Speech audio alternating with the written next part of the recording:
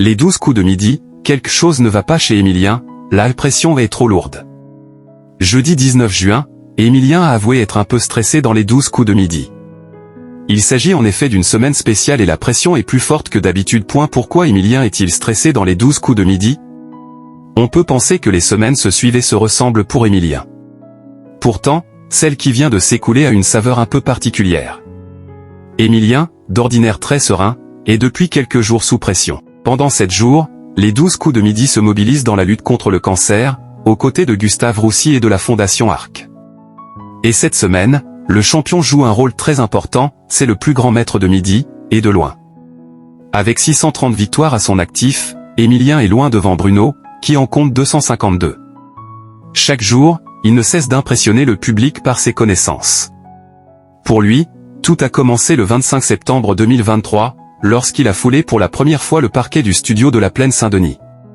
Depuis, il ne l'a jamais quitté. Comme l'a récemment exprimé Julien Lepers, ce qui différencie Emilien des autres, c'est son self-control. Le jeune Vendéen semble toujours très serein dans les émissions et ne perd presque jamais son sang-froid.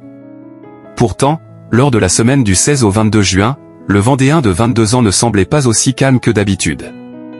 Même Jean-Luc Reichmann a remarqué que quelque chose n'allait pas.